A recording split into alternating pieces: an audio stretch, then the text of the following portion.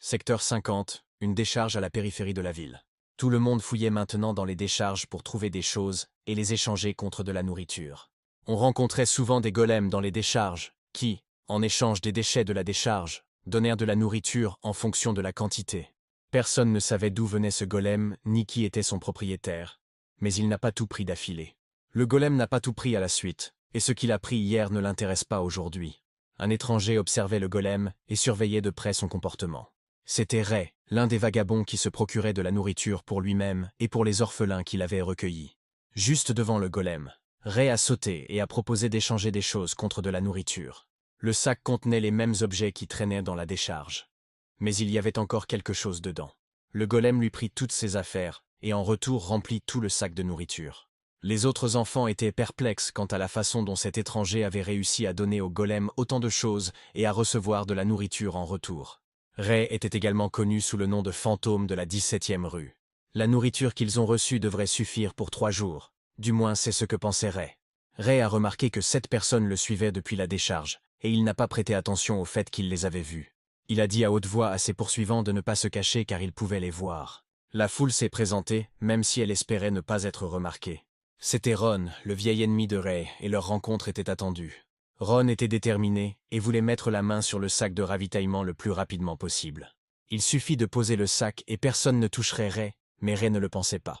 Une bagarre était inévitable, et il était donc inutile d'accepter leurs conditions. En voyant l'aura à l'intérieur de chaque gang de Ron, Ray réalisa qu'ils mentaient tous, et que personne ne le laisserait partir. Ron passa immédiatement à l'attaque et pensa battre Ray de cette manière, mais ce ne fut pas le cas. Ray esquiva calmement le coup de Ron comme au ralenti.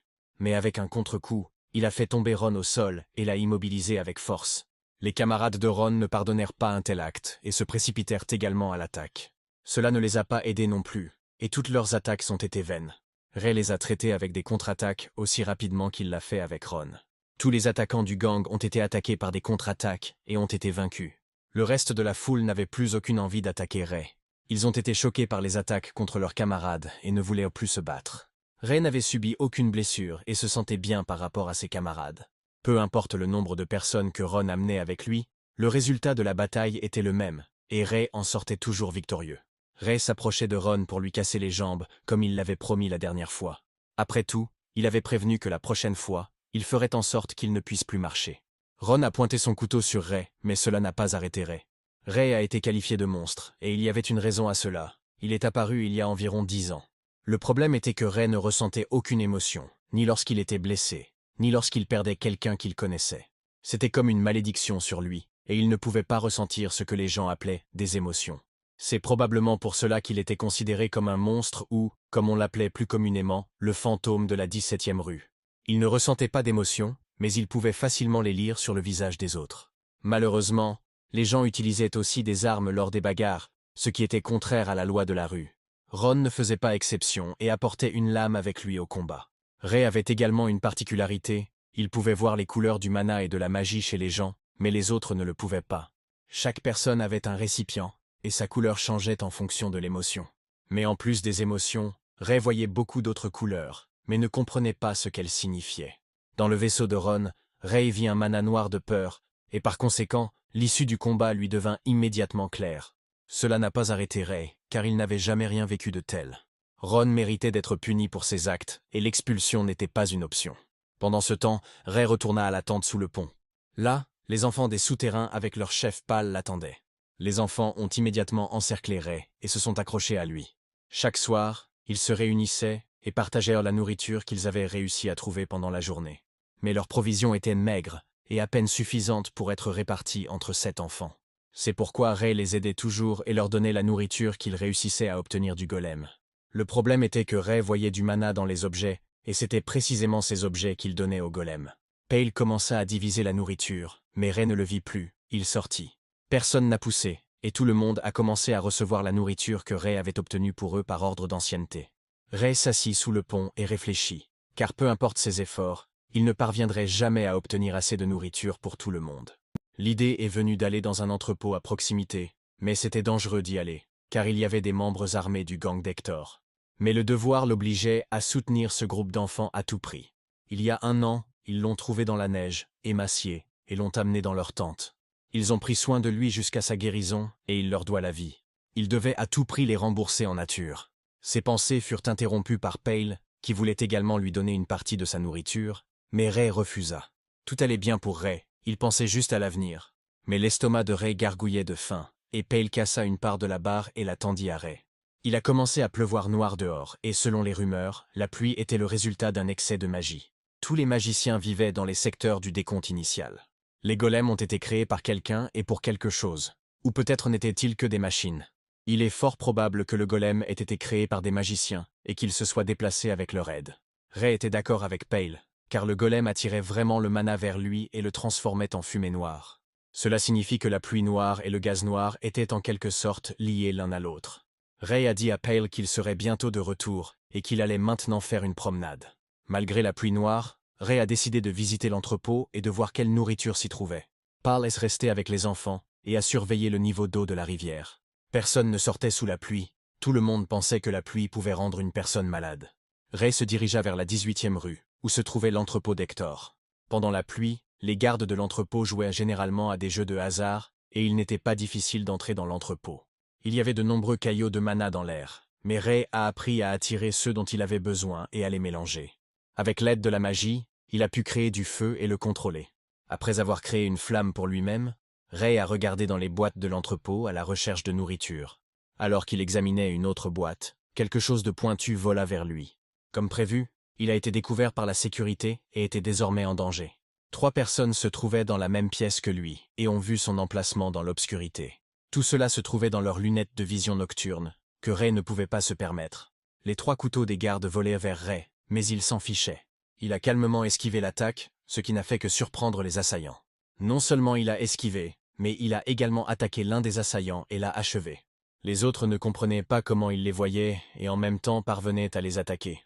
Leur vaisseau à l'intérieur était rempli de rage et de surprise, alors l'attaque a continué. Voyant le flux de mana dans leur corps, ils pouvaient calmement repousser les attaques. De plus, en voyant leur mana, tous les mouvements étaient imprévisibles. Avec le reste des gardes, tout était également clair et Ray les a attaqués comme son premier camarade. Chaque attaque était dirigée contre les gardes et ils étaient incapables de la repousser. Le dernier garde a été assommé par le coup et personne d'autre n'a interféré avec la recherche de fournitures de Ray. Toute la sécurité n'a pas pu le gérer. Mais était-ce que tout était là? Juste au moment où Ray pensait à cela, un autre garde apparut dans l'embrasure de la porte, et il était plus grand qu'eux 3. C'était le superviseur de l'entrepôt, Gampri, le bras droit d'Hector. Gampri est venu au bruit et a décidé de vérifier lui-même ce qui se passait. Quand il a vu Ray, il est devenu très en colère contre lui. En arrivant à l'entrepôt, Gampri se figea de surprise que quelqu'un ait décidé de s'introduire sous la pluie. Il devenait problématique pour Ray de sortir de l'entrepôt maintenant, car Gampri n'était pas l'un des simples gardes. Il a frappé, mais Gampri n'a même pas bronché. Gampri n'était apparemment pas un simplet et les attaques de Ray lui semblaient inutiles. Il était fort en vitesse et en attaque. Il fallait changer la tactique des attaques. L'attaque de Gampri a envoyé Ray voler à l'autre bout de la pièce. S'il avait ressenti de la douleur, il aurait crié, mais Ray n'a montré aucune émotion. La bataille était égale, et aucun des attaquants n'était inférieur dans la force de ses attaques. En tête-à-tête, il serait difficile pour Ray de le vaincre, et il fallait faire quelque chose. Si tel était le cas, il fallait viser les espaces libres de Gampri. La magie du feu serait utile pour cela, et le coup porté à la poitrine en était la preuve. C'est cette attaque qui a aidé à distraire Gampri pendant un moment, et a donné à Ray l'opportunité de se cacher. Les gardes ont été envoyés pour retrouver le voleur à tout prix. Ray a compris qu'il n'y avait aucun moyen de se cacher de tout le monde, et qu'un affrontement était inévitable. Grâce à un lancer distrayant, Ray a réussi à distraire ses poursuivants et à escalader la clôture. Il a vidé leur entrepôt et ils ne le laisseront pas tranquille, mais ils pourraient le tuer. Ray n'avait pas peur de la mort, et elle ne lui faisait pas peur, mais il ne pouvait pas laisser les enfants mourir, car il avait une dette envers eux. Il ne pouvait pas mourir, du moins pas avant d'avoir remboursé sa dette envers ses enfants. Alors qu'il réfléchissait, le groupe de Gampri le trouva et une collision était inévitable. Ils approchaient, et il fallait se préparer à l'attaque et à la défense. Ses poursuivants l'ont poussé dans une impasse et lui ont proposé de se rendre volontairement. Au début, il voulait qu'il rende ce qu'il avait volé, et ensuite ils s'occupèrent de lui. Mais Ray n'a pas accepté cet arrangement et était prêt à se battre contre ces simples d'esprit. Comme Gampri n'était pas parmi eux, il ne serait pas difficile de s'en occuper. Malgré les armes dont disposèrent les assaillants, Ray a calmement repoussé les attaques et elles ne lui ont infligé aucune blessure. Chaque attaque était calmement repoussée et Ray commençait à s'enlacer. En réponse à l'attaque, l'un des gardes est tombé au sol et n'a plus bougé. Le deuxième a subi le même sort, et maintenant la voie était libre. Le bruit du combat a rapproché les autres, et nous avons dû nous cacher. Ray est monté dans une poubelle et a décidé d'attendre là jusqu'au matin jusqu'à ce que la poursuite s'arrête. Il a décidé d'attendre jusqu'au matin dans le char, sinon sa poursuite pourrait conduire à la poursuite des enfants sous le pont. Cela ne pouvait pas arriver et Ray décida d'attendre jusqu'au matin. De plus, les pas s'étaient calmés et il était clair qu'il n'avait pas été retrouvé. Le matin, le soleil brillait fort et Ray ouvrit les yeux et réalisa que la pluie s'était arrêtée et qu'il s'était simplement endormi. Dès qu'il est sorti, il a été immédiatement découvert. Apparemment, la poursuite ne s'est pas arrêtée. Ce garde avait clairement l'intention de tuer Ray. Cela était clair depuis son vaisseau. À en juger par le niveau de mana rouge, le garde était très en colère et Ray n'avait pas encore complètement récupéré. Mais Ray avait un couteau et maintenant les forces étaient égales même sans magie. Le garde est immédiatement passé à l'attaque, mais c'était inutile, Ray a esquivé. Le garde a décidé non seulement de mutiler Ray, mais de le tuer complètement. Le regard fou et la colère dans le vaisseau ne faisaient que le confirmer. Attaque après attaque, Ray avait été déséquilibré et maintenant le garde pouvait l'achever. Mais un coup de feu a empêché le désastre et Ray en a été choqué. Ray a été sauvé par Niels, qui se trouvait là par accident. C'était dangereux pour Ray de s'exposer ainsi, mais Niels n'était pas en colère. Niels était un vieil ami de Ray, et il était également le patron de la 17e rue. Il était dangereux d'entrer seul dans l'entrepôt d'Hector. Mais Ray était surpris que Niels soit là si tôt, car à cette heure-là, il dormait encore. Ayant entendu que les gars d'Hector cherchaient quelqu'un, Niels a décidé de vérifier et de venir à la rescousse. Les canettes que Ray a volées à Hector ont surpris Niels, mais il a seulement traité Ray de fou. C'était difficile de gérer seul des gens comme Niels. Niels a seulement conseillé à Ray de ne pas toucher certaines personnes s'il voulait rester en vie. En tout cas, Niels était reconnaissant envers Ray de l'avoir sauvé alors qu'il se noyait dans la rivière. En tout cas, pour le fait que Ray ait sorti Niels de la rivière, il était reconnaissant et redevable à Ray. Il y a un an, Niels flottait sur la rivière et Ray l'a repêché, pensant qu'il s'agissait d'un sac de fourniture. En retour, Niels a enseigné à Ray les techniques de combat de rue et est devenu pour lui comme un vieil ami. Et Ray voulait aussi rejoindre le gang de Niels, comme Niels l'avait dit plus tôt. Tout irait bien, mais Niels avait des plans complètement différents pour cela. La conversation s'est tournée vers Ray et sa capacité à utiliser la magie. Ray savait utiliser la magie, c'est pourquoi il a pu allumer un feu sans allumette il y a un an, et a ainsi permis à Niels de sécher. Niels ne connaissait que peu de choses sur la magie, et c'était uniquement parce qu'un des magiciens de sa bande lui avait dit quelque chose. Il lui a seulement dit que peu de gens peuvent voir le mana et le séparer des objets qui les entourent. Si le magicien a parlé de mana et qu'il est impossible de le distinguer par des couleurs, alors qu'est-ce que Ray a vu autour de lui? Peut-être que Niels a raté ou oublié quelque chose. Mais hélas, toutes les informations étaient là. Quant à la demande de rejoindre le gang de Niels, Ray a été refusé. Il serait préférable pour Ray de trouver d'autres secteurs en amont et de s'y installer, plutôt que de rester ici. Il serait tout simplement désastreux qu'un enfant doté de telles compétences disparaisse simplement dans cet endroit. Niels a suggéré à Ray de quitter le 50e secteur et de continuer. Niels trouverait même une voiture pour cela. Mais Ray a refusé parce qu'il s'occupait des enfants ici et il ne pouvait pas les laisser. Il n'y avait pas besoin de s'inquiéter pour les enfants. Niels voulait fonder un orphelinat pour enfants. Ray ne pouvait pas comprendre si Niels disait la vérité. Mais il n'y avait aucune raison de ne pas le croire. Ray a averti Niels que Hector se préparait à la guerre. Des camions chargés d'armes sont arrivés à l'entrepôt et tout cela aurait pu se transformer en une confrontation très sérieuse entre gangs. Niels était au courant et l'utilisation d'armes à feu dans la rue ne pouvait signifier qu'une déclaration de guerre directe. Et Hector le comprenait aussi, et c'est pourquoi il se préparait à la guerre. Même la somme provenant du gang de Niels n'a pas suffi à contenir la guerre. Une voiture est venue chercher Niels et il a dû partir en voyage d'affaires. Finalement, il a conseillé à Ray et aux enfants de se réfugier quelque part pendant un certain temps pour survivre à la guerre des gangs. Il a également jeté une ampoule de médicaments par la fenêtre ouverte de la voiture pour soigner l'oreille de Ray. Ray a mentalement promis de le faire, même si son oreille ne le dérangeait pas.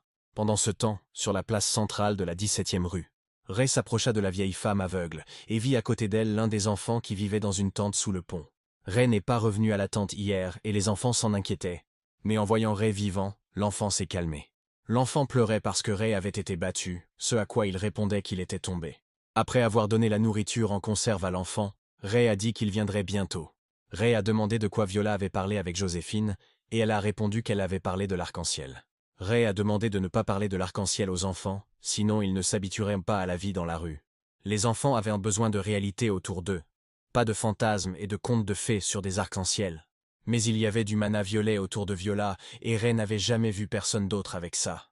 Finalement, il conseilla à l'aveugle Viola de quitter cette rue pour rester en vie. Viola a simplement remercié Ray en réponse pour ses gentils mots. Le lendemain matin, Ray a apporté un colis dans l'un des magasins de la 17e rue. Il travaillait dans la livraison, et le propriétaire du magasin a été surpris de le rencontrer là-bas. Le propriétaire du magasin n'avait nulle part où évacuer, alors il a fait des réserves de nourriture, quelle que soit l'issue de la guerre. Et ce n'est certainement pas à lui de décider si cette guerre aura lieu ou non. Derrière la porte, deux chefs de gang, Hector et Nils, se disputaient. La porte s'est ouverte, et la bande d'Hector est sortie mécontente du résultat des négociations. Il était clair, d'après l'expression du visage d'Hector, que la guerre était inévitable. Ils ont remarqué Ray, mais n'y ont pas accordé beaucoup d'importance. Hector était seulement un peu surpris qu'un enfant fasse des livraisons. Il mit quelques pièces dans la main de Ray et se dirigea vers la sortie, le gang le suivant.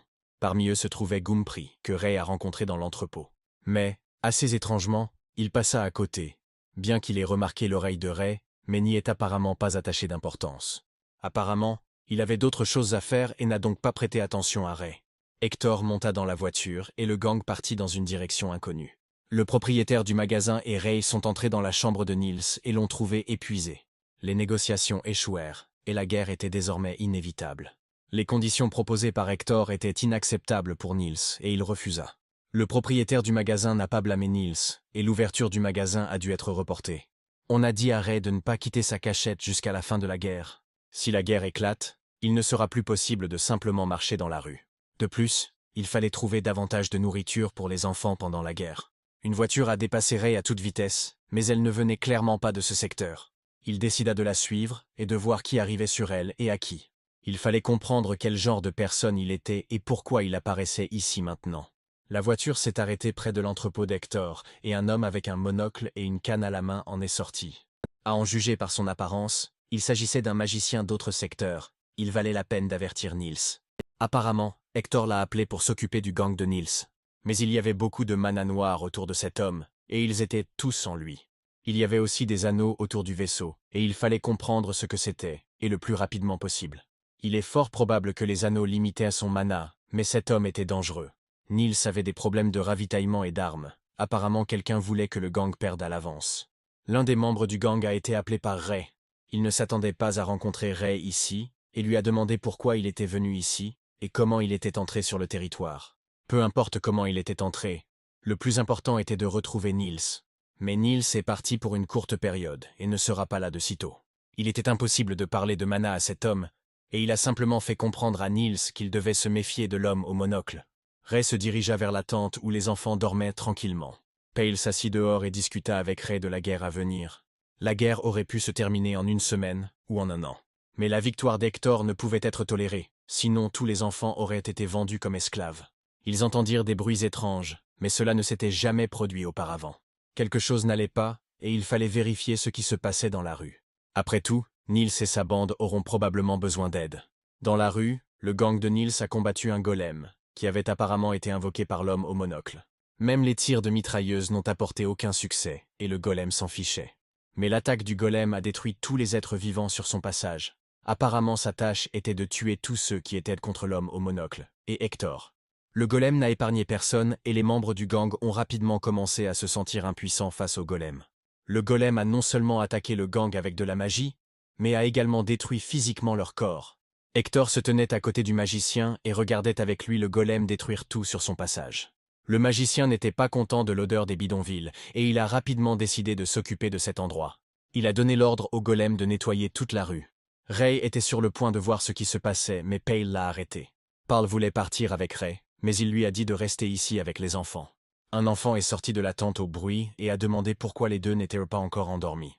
Pal a dit aux petits de rentrer et qu'ils reviendraient bientôt. Pale était d'accord avec Ray sur le fait qu'il devait rester avec les enfants. Ray n'aurait pas dû non plus aller loin et venir à la rescousse si soudainement un danger apparaissait pour les enfants. Il a promis à Pale de découvrir ce qui se passait et de revenir immédiatement. Lorsqu'il arriva dans la rue, Ray ne vit que les cadavres des membres du gang de Nils et des tirs tout autour. Tous les corps ont été déchirés en deux et personne n'a survécu.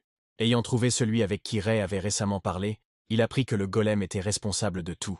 Le golem était contrôlé par un homme avec un monocle, et ils étaient incapables de lui résister.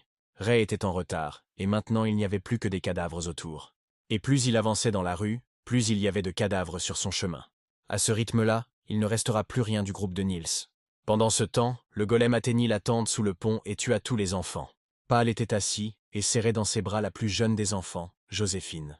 Malheureusement, personne n'a réussi à s'échapper. Avant de mourir, Pale voulait seulement que Ray ne revienne plus jamais vers eux. Ray atteignit néanmoins la place centrale de la rue et ne rencontra toujours pas une seule personne vivante.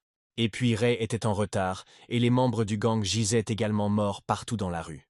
Mais Niels n'était pas parmi les cadavres. Apparemment, il était encore en vie. Le bruit des explosions provenait de derrière Ray, en direction du pont. Il a couru vers le pont parce qu'il y avait une tente et des enfants là-bas.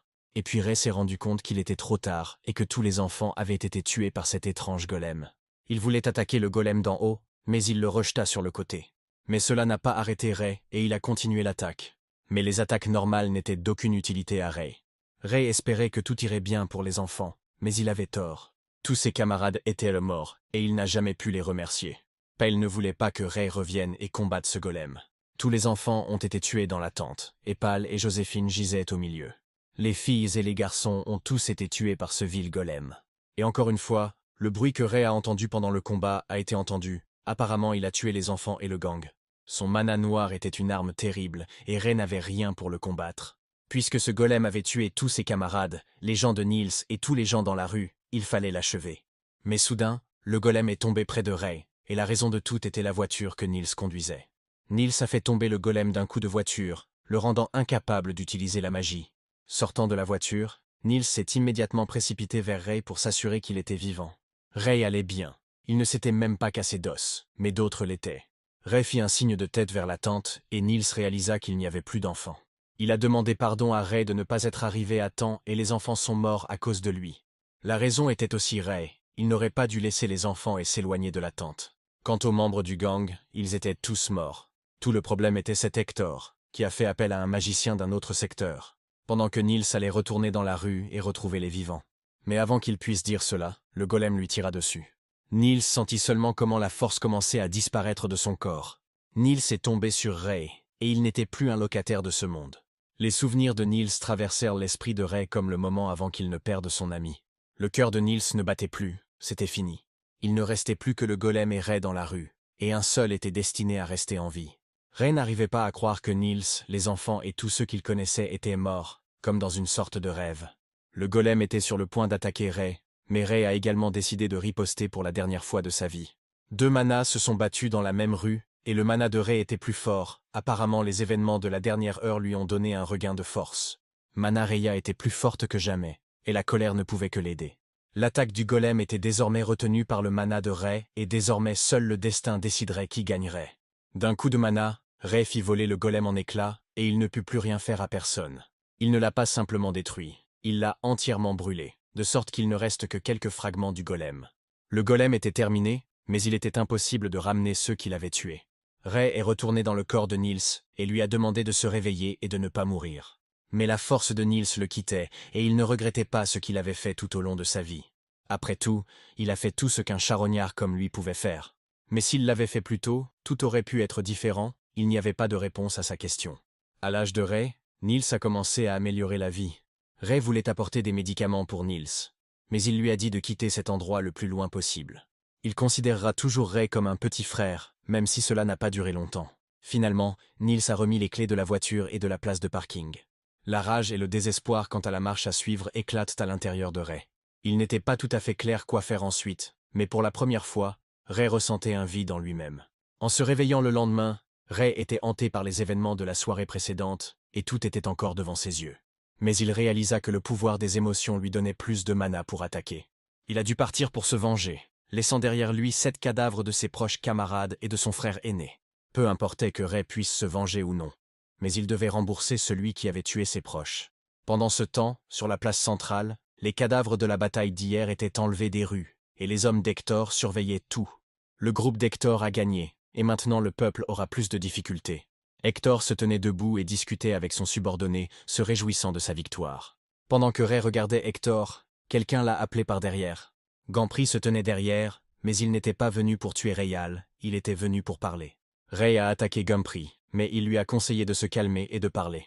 Mais Ray ne l'a pas écouté, tout le groupe d'Hector a dû être détruit. Gumpry a à peine retenu les attaques du furieux Ray. À ce rythme, Gumpry pourrait perdre et il s'est laissé blesser par Ray. Gumpry a décidé de demander Ray en mariage et de discuter. Gumpry observait Ray depuis longtemps et avait élaboré un plan. Silan Gumpry avait toujours accompli ses devoirs tranquillement et sans objection, mais que voulait-il de Ray maintenant? Gumpry voulait que Ray quitte le secteur 50 et il avait ses raisons pour cela. Gumpry voulait que Ray retrouve son jeune frère dans la Cité des Mages, qu'Hector avait vendu il y a de nombreuses années. Ray ne comprenait pas pourquoi il accepterait cette offre. Gumpry a dit que puisque Ray sait utiliser la magie, il doit absolument se rendre dans la ville des magiciens. Gumpry a également déclaré que sans l'aide de magiciens d'un autre secteur, Ray ne serait pas en mesure de vaincre Hector. Au moins tant que cet horrible homme avec le monocle est à ses côtés. Quiconque contredisait cet homme était immédiatement figé. Eh bien, pour l'instant, Ray avait besoin de survivre pour pouvoir plus tard se venger d'Hector pour le mal qu'il avait fait. Le lieu des magiciens est situé quelque part le long de la rivière à son début et seuls les magiciens y sont autorisés. Gumpry a également donné à Ray l'argent qu'il avait économisé tout au long de sa vie, et à l'intérieur se trouvait un papier avec une description de son jeune frère. De plus, Ray tenait toujours parole et Gumpry pouvait lui faire confiance pour retrouver son frère. Et la capacité d'utiliser le mana aidera Ray à atteindre les secteurs nécessaires. Gumpry a pressé Ray de répondre car d'autres membres du gang seraient bientôt là. Ray n'avait qu'une seule condition. Gumpry devait prendre soin de ceux qui restaient à jamais sous le pont. Gumpry a promis de s'occuper de cela en premier. Laissez Gumpry attendre Ray jusqu'à son retour. Ray doit absolument revenir pour se venger de tout le monde. Ray partit et se dirigea vers l'endroit où la vieille aveugle Viola aimait s'asseoir. Ray voulait savoir quelque chose de Viola, et il n'avait pas beaucoup de temps. Il s'intéressait à l'histoire de Viola sur l'arc-en-ciel et au genre de phénomène dont il s'agissait. La légende selon laquelle trouver le bout de l'arc-en-ciel permettait de faire un vœu était-elle vraie? Il a appris l'histoire de l'arc-en-ciel par Joséphine, qui n'était plus là. Joséphine a parlé à Ray de l'arc-en-ciel, mais Ray pensait à ses propres affaires. Alors elle a crié que son frère aîné ne la comprenait pas. Viola a dit que l'arc-en-ciel existait, mais que faire un vœu était l'affaire de tous. Le mana de Viola était aussi inébranlable qu'avant, et était de couleur violette. Et Gumpry a dit que plus tôt, l'un des magiciens cherchait quelque chose comme un arc-en-ciel ici. Puisque les magiciens cherchaient l'arc-en-ciel, cela signifie qu'il existe et qu'il était nécessaire d'en savoir plus à son sujet auprès d'eux. Vous pourriez faire n'importe quel vœu et il se réaliserait, mais serait-ce n'importe quel vœu? Mais personne ne pouvait dire où tous les arcs-en-ciel avaient disparu, ni comment les retrouver. Ray a remercié Viola pour l'histoire et s'est dépêché de partir. Ray a également conseillé à Viola de s'éloigner de cette rue. Aux abords du 50e secteur, Ray cherchait la voiture que Nils était censé lui laisser. Après avoir erré un peu, il tomba sur l'endroit que Nils lui avait indiqué. Une berline blanche à 4 places l'attendait, mais les hommes d'Hector traînaient déjà autour de la voiture. Ray n'a pas perdu de temps à parler, a ouvert la porte et a plongé dans la voiture. Mais l'agresseur n'a pas reculé et a dû être jeté loin de la voiture avec de la magie. Un tir de magie concentré traversa l'attaquant et il tomba à quelques mètres de la voiture. Appuyant sur l'accélérateur et ne perdant pas de temps, Ray s'éloigna du lieu de l'escarmouche et avait l'intention de quitter ce secteur le plus rapidement possible.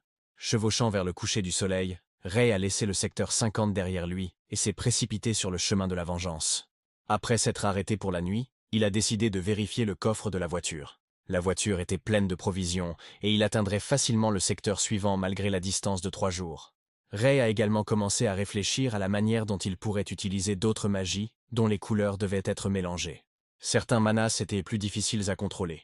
Mais une fois que Ray a commencé à ressentir des émotions, le mana a commencé à être attiré plus rapidement. Si vous pensez à la rage, alors le mana augmente, mais il est instable puisque Ray ne peut pas penser constamment.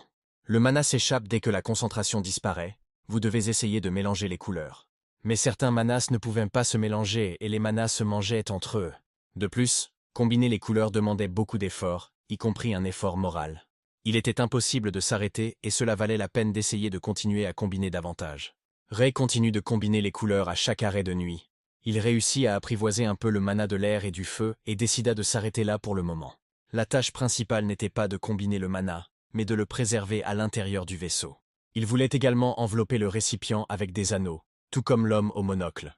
Pendant ce temps, dans le 50e secteur, les hommes d'Hector recherchèrent les restes du golem sur ordre du magicien. Le magicien était en colère car sa commande n'avait pas encore été exécutée. Il a ordonné à l'un des membres du gang de toucher le bout de sa canne en guise de punition. On lui a demandé de donner un peu plus de temps, mais la réponse a été négative. Toucher la canne a transformé tout le monde en bloc de glace. Malheureusement, le sort d'une autre personne était prédéterminé, et un autre bloc de glace est apparu devant le magicien. En la frappant avec la même canne, il acheva cet homme pour toujours. L'un des membres du gang a appelé le magicien et lui a dit qu'ils avaient trouvé les restes du golem. Le magicien remarqua que les restes de mana flottaient encore dans l'air. Le magicien a demandé qui vivait ici avant la bataille et a reçu la réponse « des enfants des rues ». C'était étrange d'entendre qu'un vagabond pouvait utiliser la magie. Ce qui était également étrange, c'est que parmi toute la magie, ce vagabond a trouvé la plus petite particule de magie concentrée. Le magicien quitta les lieux et ordonna de retrouver celui qui avait détruit son golem. Ray pourrait devenir un archimage dans ce monde qu'aucun humain n'avait jamais rencontré. Quelques jours plus tard, Ray atteignit le 49e secteur et avait besoin de découvrir la magie de cette ville. Ce secteur était autrefois la patrie de Niels, et lui et Ray s'y rendaient souvent. Le 42e secteur était pire que le 49e, mais il était plusieurs fois plus grand que le secteur précédent. Plus le secteur est bas, plus il y a de rues, et plus les bâtiments sont hauts. Et chaque secteur était constamment différent de l'autre. Le 49e secteur était différent du 50e et était énorme par rapport au précédent, comme l'a dit Niels. Le plus étrange était qu'il n'y avait pas de golem ici. Tout le monde parlait de travail, mais il n'était pas question de golem. Il fallait trouver des informations sur la magie, et ce magicien avec ses anneaux noirs le plus rapidement possible. Il fallait aussi se renseigner sur la cité des magiciens, et il fallait obtenir de l'argent. Une librairie l'aiderait, car il devrait probablement y avoir des livres sur la magie. Mais Ray ne comprenait pas ce qu'était une librairie, mais le nom dans le titre du magasin semblait humain. Niels a appris à Ray à lire et à écrire. Il n'y avait donc aucun problème pour lire des livres. Ray a regardé à travers la vitrine et a vu des étagères avec des carrés disposés dessus. Une fille a regardé par la fenêtre au-dessus et a demandé à Ray pourquoi il était venu. Ray ne comprenait pas pourquoi la fille lui criait dessus, puisqu'il venait ici pour la première fois. Elle pensait qu'il faisait partie de ces gens qui viennent casser les vitrines des magasins et voler des livres. Elle criait et menaçait les adultes, mais Ray ne comprenait pas ce qu'ils voulèrent de lui. Il a qualifié la fille d'étrange, et cela l'a rendu encore plus en colère contre lui. Apparemment, je devrais revenir une autre fois et il s'est retourné et a quitté les lieux.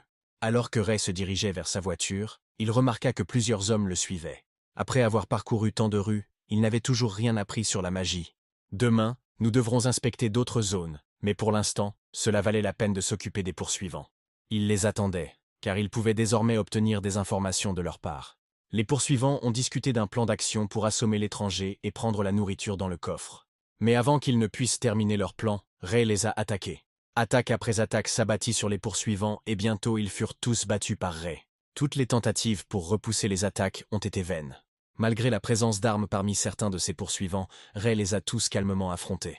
Il frappa chacun d'eux de toutes ses forces, et les poursuivants ne voulurent plus avoir affaire à l'étranger. Finalement, le dernier a été paralysé par Ray, et maintenant il avait besoin d'obtenir des informations de leur part.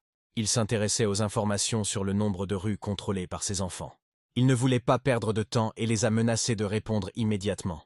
L'un d'eux a répondu qu'il n'y avait que 3 rues. Voyant qu'il était trompé, Ray frappa le haut-parleur et répéta sa question. Ils lui ont alors dit qu'il y avait 14 rues. Leur gang contrôlait ces rues, et leurs membres étaient au nombre de 52. Kedrick était leur chef, et ils étaient situés dans une usine abandonnée. L'un des poursuivants s'appelait Neshu, et Ray demanda quel ordre il avait reçu de Kedrick. L'ordre était de battre Ray à moitié à mort, et de lui prendre toute sa nourriture. De plus, Kedrick voit tout et il n'y a aucun moyen de lui échapper.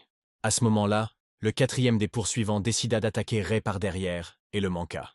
Le coup fut arrêté par Ray, et le 4e poursuivant reçut le même coup que les autres. Il laissa partir les enfants avec l'ordre de dire à leur chef qu'il n'était pas le seul à avoir tout vu. Personne ici ne connaissait la magie non plus, et apparemment, ils devaient aller à la librairie. Il y avait beaucoup de livres là-bas, et ils étaient censés parler de magie. Il a été intercepté et s'est vu proposer de les accompagner auprès de leur chef. Ils ne sont pas venus pour se battre, mais pour emmener Ray auprès du chef. Kedrick a tout vu et il a aimé le combat de Ray. Ils ont également transmis une note du chef à Ray, et il l'a lue. La note contenait une offre de travailler pour le leader. Mais Ray n'était pas satisfait de cet arrangement. Il a demandé comment il choisissait un leader et ce qui était nécessaire pour cela. Ray s'avança et appela les garçons à le suivre jusqu'à leur chef. Ils arrivèrent au bâtiment d'une usine abandonnée où se trouvait la base de Kedrick. Les gars ont montré la porte et nous ont invités à entrer. Il y avait des lumières allumées au milieu de la pièce, et leur chef était assis sur une chaise. Kedrick s'assit dos à Ray et remarqua l'étranger qui s'approchait. Ray n'a pas montré qu'il avait tout vu à l'avance.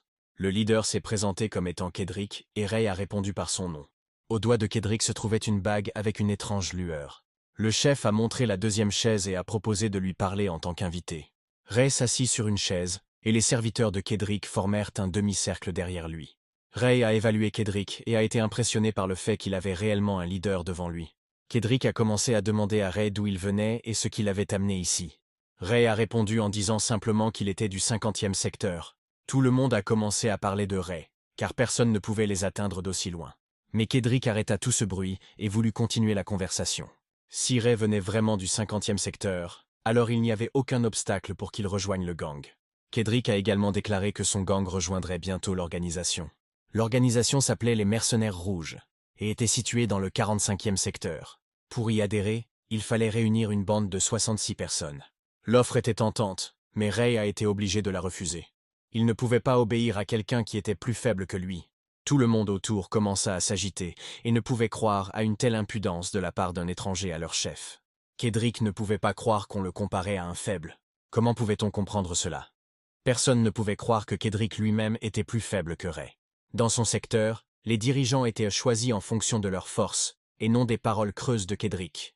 Quelqu'un dans la foule n'a pas pu le supporter et s'est précipité pour défendre Kedrick, mais il l'a arrêté. Il ne laissait personne l'interrompre et était très en colère à ce sujet. Après avoir saisi son subordonné, Kedrick a décidé non seulement de lui donner une leçon, mais aussi, apparemment, de le tuer. Son mana était similaire à la magie de subjugation, mais plus prononcée. Ray ne pouvait pas regarder cette humiliation longtemps et a aidé le gars à se libérer. Le gars est tombé et Kedrick ne comprenait pas pourquoi il ne pouvait pas l'achever. Kedrick a changé de ton et a déclaré qu'il s'était simplement laissé emporter par l'attaque. Eh bien, il est temps de revenir à la conversation avec Ray. Pensait-il vraiment que Kedrick était plus faible que lui, ou était-ce une blague? Bien sûr, Kedrick était plus faible que Ray, et si la bague avait été retirée à Kedrick, les chances du leader de gagner auraient été nulles. Les autres membres du gang ne le pensaient pas et avaient peur de leur chef. Eh bien, dans ce cas, Ray devait combattre Kedrick et régler leurs différends. La condition était que si Kedrick gagnait, Ray travaillerait pour lui. Si Ray gagne, il deviendra le leader, et Kedrick sera sous son commandement. La bataille était prévue pour une semaine plus tard et en plus du gang, il y aurait également d'autres groupes présents. Il a été décidé de se rencontrer dans une semaine et la bataille montrerait qui était le plus fort et qui ne l'était pas. C'était intéressant de savoir d'où Kedrick avait obtenu cette bague, mais il a dit qu'il ne répondrait que si Ray gagnait. Le lendemain, Ray a décidé de faire une promenade et de découvrir la magie de cette ville. Malheureusement, il ne pouvait pas marcher librement, les rumeurs se répandaient rapidement. Il essayait d'éviter les combats, mais c'était inévitable. Toute la foule d'enfants était déterminée à se battre avec l'étranger. Il ne voulait rien entendre d'eux, et se battait avec eux tous en même temps. Partout où il allait, il se battait avec lui, et il se battait avec tout le monde. Apparemment, la rumeur de sa compétition avec Kedrick s'est rapidement répandue, et maintenant tout le monde sauf son gang a attaqué. Et de nombreux gangs ont commencé à s'unir pour surveiller constamment Ray. Dans l'autre cas, tout s'est déroulé comme prévu. Plus il se battait, plus il devenait fort. Après un autre combat, Ray a remarqué que quelqu'un le suivait depuis assez longtemps. Devant lui se tenait un gars plus jeune que Ray et qui ressemblait à un gars maigre ordinaire. Il a demandé si Ray était vraiment un chasseur. Ray a décidé qu'il était venu pour se battre et a demandé à retirer ses lunettes. Mais le gars a dit qu'il n'était pas venu pour se battre, mais pour parler. Il n'est pas venu pour se battre, surtout avec un corps aussi chétif. Il s'appelait Philippe, et il voulait parler à Ray et lui offrir quelque chose. Pour une raison quelconque, il a appelé Ray un chasseur, apparemment à cause de ses combats constants dans le secteur. Il a emmené Ray dans un endroit où, selon lui, il y avait un gang et un hôtel. Il y avait beaucoup d'espace à l'intérieur et tous les enfants étaient occupés à quelque chose. C'était le refuge de Philippe où il travaillait. Il y avait vraiment beaucoup de monde, 186 pour être exact, et ils étaient tous occupés. Mais ils étaient tous unis par quelque chose en commun, et cela les rapprochait les uns des autres. Mais pour l'organisation, soit ils étaient trop faibles, soit il y avait autre chose. Il y avait désormais plus de travail dans le secteur pour les enfants, car les adultes mouraient souvent. En raison du taux de mortalité, de nombreux propriétaires de magasins ont embauché des enfants. Les restaurants et les boulangeries ont également embauché des enfants et ils étaient plus que ravis. Philippe a également conclu plusieurs accords avec des gangs en échange d'un petit pot de vin afin que les enfants soient occupés à travailler. En d'autres termes, Philippe était un médiateur entre le travail et les enfants. Il a également fourni un logement, mais pas gratuitement. Ce type maigre a organisé tout cela et tout reposait sur ses épaules. Philippe a demandé à un gars nommé Jonathan à propos de son travail au restaurant. Il répondit qu'il avait réussi à gagner de l'argent et le remit à Philippe. Le carnet de Philippe enregistrait tout ce qu'il observait. Philippe aimait simplement observer les gens et enregistrer leur comportement. Mais Ray s'en fichait et donna le carnet à Philippe. Philippe s'est dirigé vers son bureau et l'a montré à Ray. Il y avait 2 personnes debout à l'entrée, gardant l'entrée. Philippe a dit qu'il avait amené un chasseur avec lui et qu'il devrait le laisser entrer dans le bureau avec Philippe.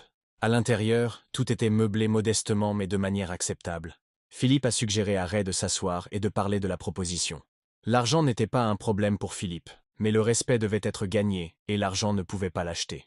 Il était temps de passer à la conversation elle-même, mais Philippe en avait peur. Philippe a proposé de devenir le partenaire de Ray. Après tout, lorsque Ray vaincra Kedrick, son gang pourra s'unir au groupe de Philippe. Avant, Philippe avait peur, mais maintenant il était plein de détermination. Mais comment pouvait-il être sûr que Ray gagnerait? Philippe n'en était pas sûr à 100%, mais il y avait une chance. Mais Philippe avait le pressentiment que Ray gagnerait. Par exemple, Philippe pouvait dire d'après Ray qu'il baissait les yeux et regardait ses épaules. Mais cela n'avait pas d'importance, car le but était complètement différent. Il y avait encore quelques habitudes de Ray que Philippe avait remarquées et dont il leur avait parlé. En d'autres termes, il était étrange, et c'est pourquoi il était considéré comme le fantôme de la 17e rue. Peut-être que les observations de Philippe aideront Ray à mieux comprendre ses émotions.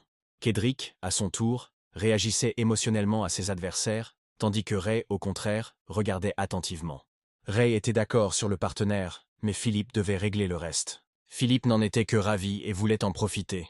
Mais Ray avait une condition. En échange, Philippe devait trouver quelque chose pour Ray et trouver quelqu'un. 2 jours plus tard, Ray était assis près de la voiture et regardait un garçon réparer sa voiture à la demande de Philippe. Ray a essayé d'ignorer les questions du gars. À en juger par l'état de la voiture, le gars serait plus susceptible de croire qu'il a traversé le désert plutôt que de venir d'un autre secteur. Le gars a demandé à Ray de lui donner la clé et les écrous, mais Ray les a fait atterrir près du gars. Il a déplacé l'instrument avec magie et l'a placé à côté du gars. Ray n'a pas prêté attention à la conversation du gars et pensait à la sienne. Le problème avec la voiture était la surchauffe du moteur, et maintenant tout allait bien. Ray a remercié le gars pour son travail et lui a dit au revoir. Le gars n'avait pas besoin de plus. Il était reconnaissant à Philippe de fournir du travail à tout le monde. Philippe a également transmis une note à Ray par l'intermédiaire du garçon avec sa demande. Le gars a dit au revoir et a continué ses affaires. Ray avait besoin d'informations sur les magiciens et il a demandé à Philippe de trouver des informations sur la magie. Philippe a promis de trouver toutes les informations et de les fournir à Ray bientôt. Philippe était toujours utile dans son travail.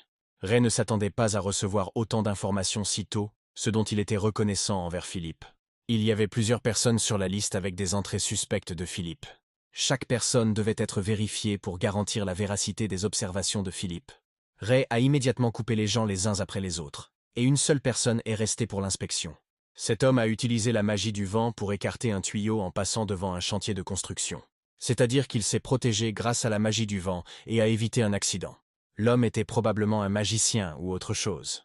Cela valait la peine de l'examiner attentivement et de surveiller son comportement. En arrivant dans la rue où se trouvait la librairie, Ray remarqua plusieurs gars qui étaient venus ici pour regarder des livres. Ils sont venus jeter des pierres sur le magasin pour forcer le propriétaire à s'éloigner de la rue. Leur intention était de forcer le propriétaire à partir le plus vite possible, à tout prix. Et encore une fois, comme auparavant, une fille est apparue à la fenêtre et a crié sur ces deux-là. Mais les garçons ne réagissaient pas du tout à sa présence, et ils savaient que les seuls adultes présents étaient son grand-père et ses 2 enfants en plus d'elle. C'était étrange de voir son mana. Toutes les émotions étaient enveloppées dans le mana de la peur. Ils l'ont taquinée et n'avaient aucune intention de reculer. Au moment où elle voulait protester, une pierre passa près de sa tête et heurta le mur. Et les gars se sont moqués d'elle et parce qu'elle avait peur, ils ont commencé à la taquiner encore plus. La pierre suivante a volé directement vers le visage de la fille et aurait pu la blesser gravement. Mais à sa grande surprise, la jeune fille a utilisé la magie et a pu repousser l'attaque avec une pierre. Apparemment, la fille savait utiliser la magie et repoussa calmement l'attaque avec une pierre. Les gars étaient perplexes que les pierres n'aient pas touché la fille. Ils n'avaient aucune intention de battre en retraite et se préparaient à attaquer à nouveau la fille avec des pierres et cette fois-ci à la blesser.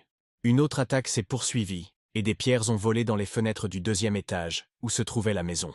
Malheureusement, la jeune fille n'a pas pu repousser cette attaque et elle a eu peur d'être frappée au visage avec une pierre. Ray ne pouvait pas permettre que cela se produise et a utilisé la magie pour repousser l'attaque et la fille a été sauvée. Encore une fois, la magie de l'air et les gars n'ont touché ni la fille ni les fenêtres de la maison. Les pierres volaient déjà vers les garçons et non loin de la fille. La fille était également surprise que quelqu'un l'aide à gérer les garçons. Mais lorsque leurs regards se croisèrent, elle vit que devant elle se trouvait le jeune homme qu'elle avait chassé la veille. Elle descendit et remercia Ray pour son aide devant les portes. Ray avait une question pour savoir si cette fille était une mage, et la fille avait une contre-question de la même nature. Mais comme ils étaient dehors, La fille a suggéré de parler à l'intérieur de ce qui s'était passé. À l'intérieur, c'était calme et confortable, comme dans un magasin de bidonville. Le nom de la fille était Veronica. Elle était la fille adoptive du propriétaire du magasin. Ray a également donné son nom, et c'est tout ce qu'il avait à faire dans sa présentation. Elle s'est excusée d'avoir confondu Ray avec ces types de la rue. Apparemment, il n'y avait qu'un malentendu entre Ray et Veronica, mais Ray n'était pas en colère contre la fille. Ray voulait juste aller à la librairie et en apprendre davantage sur la magie. Mais il n'avait jamais prévu de rencontrer une magicienne ici et maintenant il voulait rapidement en savoir plus sur la magie et où elle avait étudié. C'était étrange d'entendre de tels mots de la part de Ray, malgré le fait que Veronica l'ait félicité. Ray a demandé à la fille où elle avait appris la magie, et elle a dit que son grand-père lui avait tout appris. Le grand-père de Veronica était donc le magicien que Ray recherchait. Ray a demandé quand il pourrait rencontrer son grand-père et lui parler de magie. Mais avant de monter et de voir comment allait grand-père, Veronica a proposé de soigner l'oreille de Ray. Veronica a utilisé la magie de guérison et a guéri l'oreille de Ray afin que la blessure ne s'envenime pas.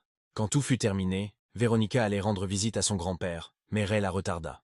Il lui a demandé comment elle était capable de traduire la magie blanche en magie de guérison, mais la jeune fille n'a pas pu répondre à cette question. Malgré toutes ses tentatives pour invoquer et diriger le mana blanc, Ray n'a pas pu le faire. Apparemment, seulement sous certaines émotions, l'effet était tel que Ray ne pouvait rien faire. Véronique n'avait jamais entendu parler de magie blanche, elle utilisait simplement la magie de guérison. Les couleurs de la magie ne pouvaient pas être vues, ou tout simplement personne n'avait jamais rencontré une telle personne capable de voir les couleurs. Très probablement, Ray n'a pas vu de magie, mais la couleur de l'élément de restauration. C'est exactement l'objet que Veronica a utilisé, mais vous pouvez également utiliser plusieurs objets en même temps. Si nous parlons d'éléments ordinaires, il y en a une vingtaine, et le reste au total s'élèvera à une centaine. Aujourd'hui, Ray a appris un peu plus qu'il ne l'espérait, mais aurait-il pu apprendre davantage de son grand-père? Grand-père était au 2e étage et était malade. Il ne pouvait donc pas marcher et restait allongé sur le lit. Véronique a demandé à attendre pendant qu'elle vérifiait l'état de son grand-père. Pendant que Veronica était au 2e étage, Ray a parcouru les livres et a essayé de trouver au moins quelque chose sur la magie. Il regarda les étagères pendant un moment, puis passa aux magazines sur la table. Certains magazines étaient inutiles, mais certains pouvaient éclairer des problèmes réels. Veronica descendait de chez son grand-père et pensait que Ray était parti sans l'attendre. Mais Ray était en train de parcourir les livres et s'est approché d'elle par derrière, la surprenant un peu. Il a demandé s'ils avaient des livres sur la magie, car il n'avait rien trouvé de tel sur les étagères. Et on ne pourra pas encore parler de grand-père dormait, et on pourra venir une autre fois. Ray a alors promis de venir demain et de lui parler si possible. Avant de partir, Veronica lui a demandé pourquoi il voulait tant rencontrer son grand-père, car c'était ce qu'il voulait depuis le tout début. Il n'a rien dit à propos de l'arc-en-ciel, il a répondu qu'il cherchait un prisme.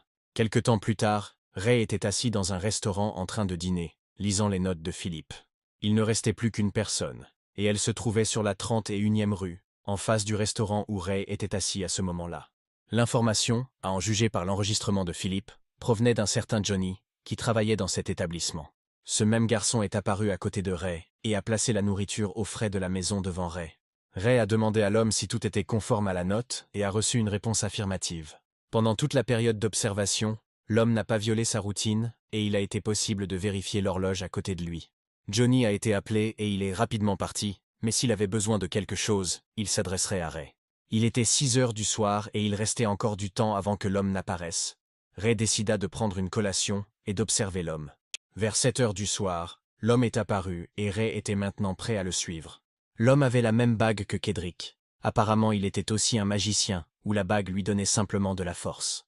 Ray n'a pas suivi l'homme, mais s'est dirigé vers sa maison pour trouver au moins quelques indices. La porte était fermée, mais la magie de Ray a commencé à pénétrer le trou de la serrure d'elle-même et a trouvé la serrure. Quelques instants plus tard, la serrure de la porte succomba à la magie et la porte était ouverte. Mais Ray ne pouvait pas comprendre comment cela était arrivé, car il n'avait jamais été capable de faire quelque chose comme ça auparavant. Il n'y avait rien d'inhabituel dans la pièce, et il était peu probable que Ray y trouve quoi que ce soit. Ray n'arrêtait pas de penser à la façon dont il avait réussi à entrer, mais il devait faire ce pourquoi il était venu. Il y avait des papiers avec des notes éparpillées sur la table, mais il n'y avait rien d'intéressant dedans. Certaines entrées mentionnaient des pierres de pouvoir rouges. L'une des entrées disait que le pouvoir serait atteint à l'âge de 66 ans, et Ray se souvint de l'accord de Kedrick, et il parla de 66 orphelins dans son gang. Il s'avère donc que cet homme était l'organisateur de l'affaire, et que la pierre rouge en était la raison. Il y avait aussi une boîte sur la table, et de la magie rouge en émanait. Mais ce que cela signifiait n'était pas clair. Ray a ouvert la boîte et a vu beaucoup de pierres, qui étaient apparemment les pierres rouges de la lettre. Mais contrairement au mana dans l'espace, cette pierre, au contraire, attirait tout à elle. Si vous utilisez la magie avec la pierre, l'effet augmente. Mais Ray fut distrait par le bruit des pas. Apparemment, l'homme revenait déjà, bien que seulement 15 minutes se soient écoulées. L'homme est revenu chercher son portefeuille et était très en colère. Apparemment, à cause de son oubli, le patron a expulsé cet homme de l'organisation. L'homme avait besoin d'acheter plus de nourriture pour ne pas avoir à quitter sa maison pendant une longue période. L'homme était sur le point de partir, mais quelque chose l'en a empêché. Ouvrant brusquement la porte derrière laquelle Ray se cachait, il décida de s'occuper de cet inconnu. Il était vain de penser que cet homme n'aurait pas remarqué Ray dans la maison, car la porte n'avait pas été ouverte par un homme. Mais Ray n'a pas abandonné si facilement, et a été le premier à attaquer l'homme au chapeau. À chaque fois, les attaques étaient les plus fortes, mais l'homme n'y réagissait pas particulièrement. L'homme pensait qu'un tueur de l'organisation était venu le chercher, mais celui-ci n'était qu'un garçon. On ne savait pas vraiment comment il était entré et ce dont il avait besoin. Au minimum, il fallait obtenir toutes les informations auprès de Ray, et que Ray découvre le magicien. L'homme a décidé de donner une leçon à ce garçon et a attaqué Ray. Le coup de couteau de Ray n'eut aucun effet, et il arrêta la lame de Ray avec sa main nue à quelques centimètres de son visage. C'était étrange de voir cela, et le mana de cet homme le protégeait des coupures. Au début, l'homme voulait garder Ray en vie car il était encore trop jeune. Mais après les attaques, Ray a changé d'avis et maintenant Ray va avoir du mal. Je me demandais si Ray pouvait aussi utiliser la magie de pierre comme cet homme. Le coup de l'homme au chapeau fut bloqué et Ray réalisa qu'il avait le contrôle sur la magie de cette pierre rouge. Les attaques continuèrent, et maintenant Ray était à égalité avec cet homme et n'était pas inférieur dans la force de ses attaques. À maintes reprises, ils s'attaquèrent mutuellement, mais en vain. Pourtant, Ray a saisi l'occasion et a frappé l'homme, lui infligeant des blessures sur le corps. Apparemment, Ray a été envoyé par son ancien patron et il y avait un tueur devant lui. L'homme avait entendu dire que certaines personnes pouvaient copier des techniques magiques, mais il ne s'attendait pas à le rencontrer chez lui. Ray avait besoin de réponses à ces questions, et cet homme devait y répondre. Mais si nous ne pouvons pas obtenir d'informations de sa part, nous devrons le tuer sur le champ. L'homme a décidé d'utiliser la magie de l'anneau et de montrer tout son pouvoir à Ray. N a décidé de brûler Ray avec sa magie et de prouver à son patron qu'il avait eu tort de le virer. Le nom du fou était Walter, et il a dit à Ray de retourner voir son patron et de lui transmettre un message. Bientôt cet homme rendra visite au patron et prouvera que celui-ci avait tort. Ça s'est enflammé tout seul et il faisait chaud partout, même pour Ray. Walter était délirant à l'idée d'avoir pris Ray pour un tueur de son patron. Il y avait des anneaux rouges à l'intérieur et la magie se répandait rapidement à travers les vaisseaux. Les attaques continuèrent sur Ray, et il se défendit de la chaleur du mieux qu'il put. Ray n'a pas pu s'approcher de Walter à cause de la chaleur, et n'a pu repousser les attaques qu'à distance. Il a repoussé les attaques, mais la défense n'a pas tenu longtemps, et Ray a alors eu du mal. Puisqu'il n'a pas pu repousser les attaques, nous allons devoir éteindre les flammes et nous occuper de cet homme. Vous devrez utiliser un élément eau pour éteindre la flamme. Walter et Ray, distraits, s'éloignèrent précipitamment de la maison de ce fou. Mais les conséquences de l'utilisation du mana étèrent sur le visage de Ray, le sang commença à couler. Si Walter était si fort, alors quelle était la force de cet homme avec le monocle? Mais il y avait du temps, et Ray deviendrait certainement plus forte que maintenant. Si Ray savait que le pouvoir était dans les pierres, il les aurait toutes prises. Le lendemain matin, Ray s'est dirigé vers le magasin pour rencontrer le grand-père de Veronica. Veronica était occupée avec ses livres, et était heureuse de voir Ray. Ray était sans cape pour que l'homme ne puisse pas le détecter, et la cape était trop visible. Dans l'obscurité, Walter ne voyait pas le visage, mais il se souvenait certainement des vêtements. Veronica a emmené Ray chez son grand-père et lui a dit qu'elle lui avait raconté tout ce qui s'était passé. À part ça, elle n'a rien dit d'autre à son grand-père, ce qui a permis à Ray de lui parler plus facilement à l'avenir. Alors que nous passions devant l'une des pièces, deux visages curieux en ressortaient. Il s'agissait de Molta et Julfine, les frères de Veronica de l'orphelinat où leur grand-père les avait emmenés. Apparemment, ils ont été emmenés pour apprendre la magie, sinon il n'y avait aucune autre raison d'emmener les enfants. Ils montèrent dans la pièce et entrèrent. Veronica présenta Ray à son grand-père. Un homme d'âge moyen était assis devant eux, tenant un livre devant lui. Grand-père a demandé à Veronica de sortir un moment pour que Ray et lui puissent parler seuls. Veronica est sortie et Ray s'est assis sur une chaise à côté de l'homme. Au début, l'homme a remercié le jeune homme d'avoir aidé Veronica, même si cette préoccupation reposait sur les épaules de l'homme. C'était étrange de regarder le vaisseau de cet homme. Toutes les couleurs à l'intérieur étaient mélangées. Apparemment, c'étaient les couleurs des vaisseaux, pas les couleurs du mana. Ray a demandé si l'homme était un magicien, car il le cherchait déjà depuis assez longtemps. Le vieil homme sourit et demanda en réponse d'où venait Ray et ce qui l'avait amené ici. Si Ray ne pouvait pas répondre tout de suite, le vieil homme suggérait de jouer à un jeu. Le gagnant du tour pose une question au perdant. Manu entre le vieil homme et Ray non seulement sentait, mais voyait aussi clairement. Il y avait un élément de soutien entre eux et c'était nécessaire pour le jeu. Mais Ray était plus intéressé par un autre élément, et il a interrogé le vieil homme à ce sujet. Ray a vu des nuances de gris et de gris foncé des éléments, ce qui signifiait qu'il y en avait deux. Le vieil homme fut surpris d'entendre cela de la part du jeune homme. Il ne servait à rien d'aller dans les refuges, car celui qu'il cherchait apparaissait devant lui. Après tout, Ray avait un tel talent que même un vrai magicien ne pourrait pas révéler de toute sa vie.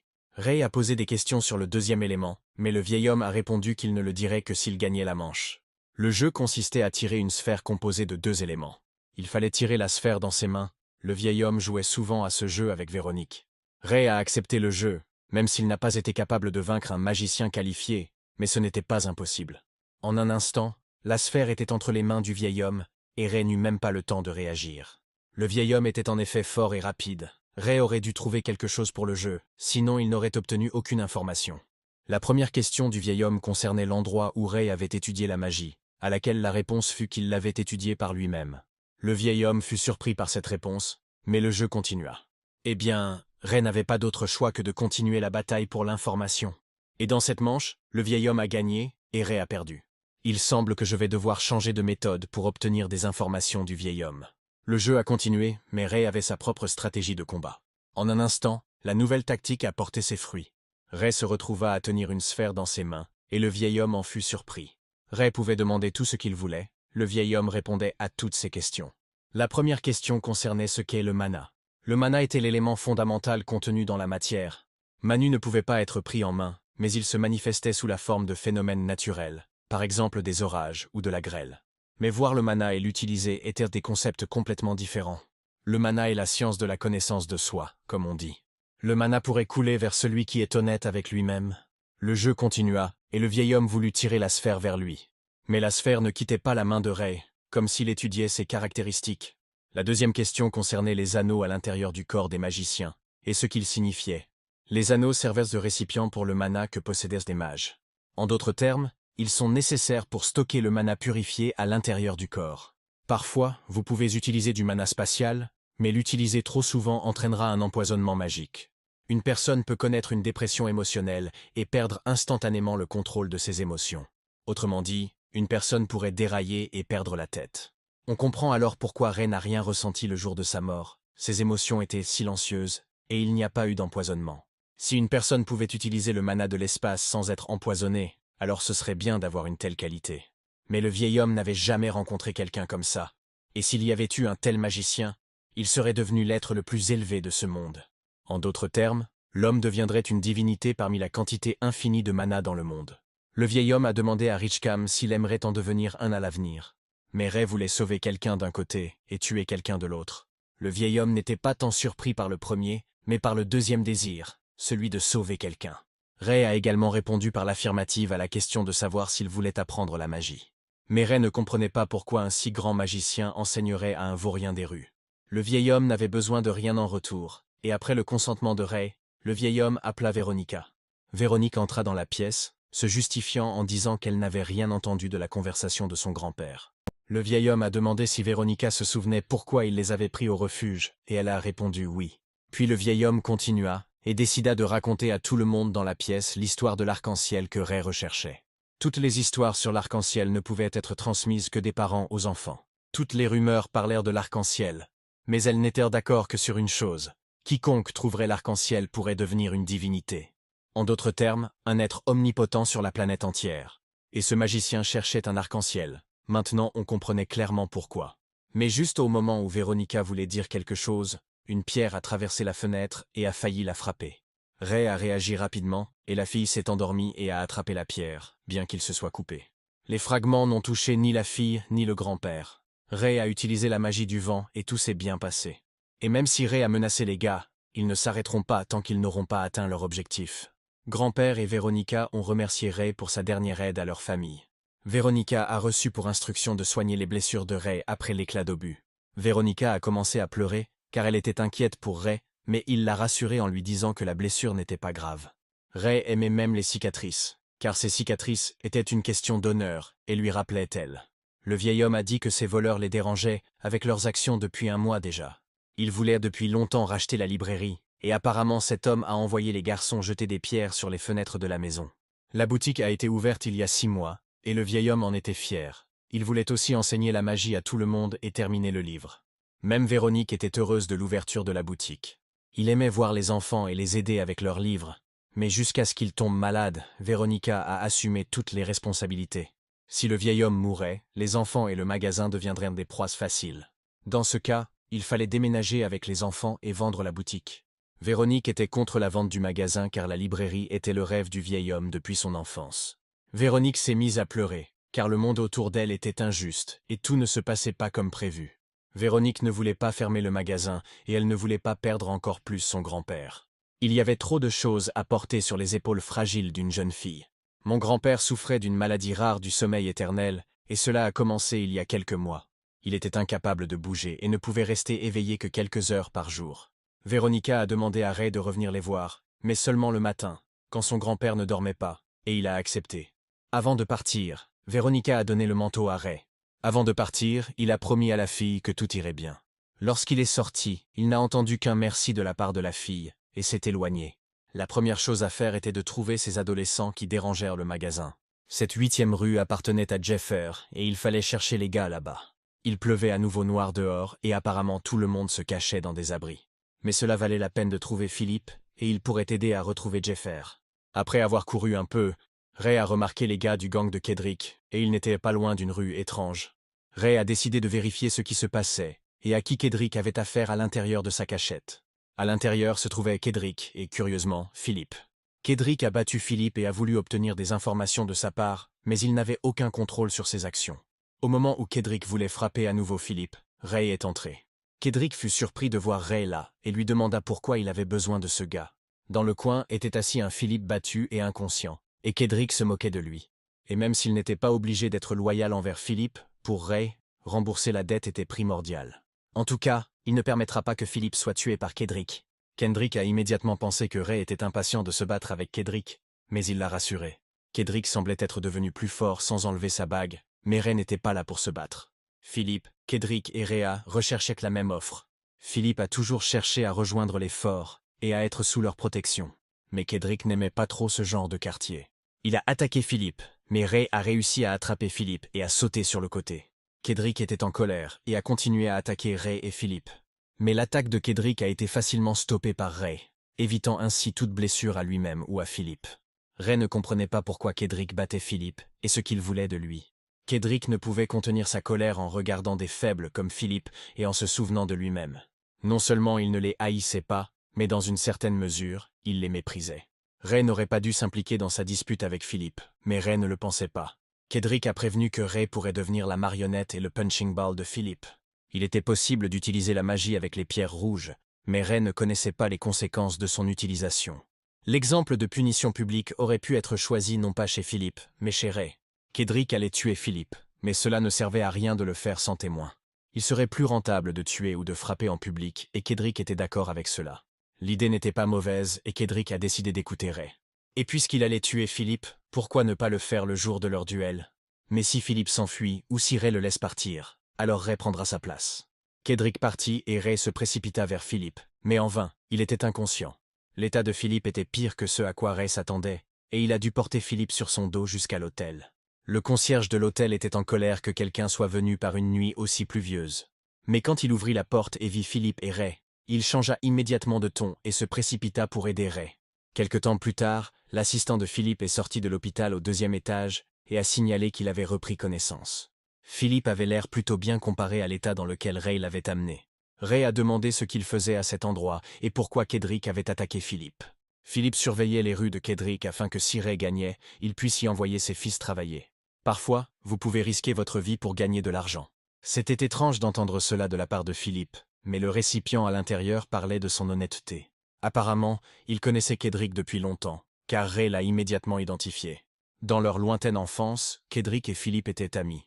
Ils ont même fondé un hôtel ensemble, mais dans la rue, ils étaient faibles. Mais au moment où l'hôtel était prêt à ouvrir, Kedrick a décidé de quitter Philippe. Kedrick était toujours en colère contre tout, et après avoir travaillé à l'hôtel, il s'est entraîné dur pour devenir plus fort. Et il y a 6 mois, Kedrick a quitté l'hôtel. Kedrick décida de sortir lui-même dans la rue et de gagner en autorité, mais il avait peu de force. Et même la musculation ne vous donnerait pas une chance de battre tout le monde dans la rue. Mais à un certain moment, comme Ray l'a remarqué, il est devenu plus fort dans les combats. Et maintenant, à chaque fois, il gagnait bataille après bataille. Apparemment, tout était à propos de la bague que Kedrick avait récemment commencé à porter avec lui. Et sa cruauté s'est accrue dès qu'il a quitté l'hôtel. Alors que Kedrick était en train de perdre et ne pouvait pas riposter dans les rues, cet homme au chapeau l'a trouvé. Voyant la colère et le désespoir de Kedrick, il lui proposa son aide. Apparemment, c'est cet homme qui a donné la bague à Kedrick, grâce à laquelle il est devenu plus fort et cruel. Et tout cela est arrivé au point où Kedrick a voulu tuer Philippe. Mais puisque Kedrick était autrefois l'ami de Philippe, pourquoi ne devrait-il pas lui parler? Philippe aurait été heureux de parler à Kedrick, mais il avait peur. Ray lui a proposé de l'accompagner au combat et une fois la bataille terminée, Philippe pourrait parler à Kedrick. Mais Philippe ne pouvait pas venir au duel car il n'y avait que 3 gangs très influents et Philippe n'était membre d'aucun d'entre eux. Seuls les membres des gangs de Kedrick, Lot et Jeffer étaient autorisés à entrer. Mais Philippe ira quand même au duel avec Ray, puisqu'il y avait un accord avec Kedrick selon lequel Philippe serait également présent au duel. Mais la condition était que Cédric exécute Philippe publiquement devant tout le monde. En d'autres termes, si Ray perd, ce sera la fin pour Philippe. Mais il n'y avait pas lieu de s'inquiéter, car Kedrick ne gagnerait jamais contre Ray. Si Ray gagnait, Philippe serait redevable à Ray pour toujours, ce qui lui convenait. Mais il y avait une condition supplémentaire avant qu'il puisse venir là-bas. Ray a proposé à Philippe de gagner de l'argent grâce à ce duel.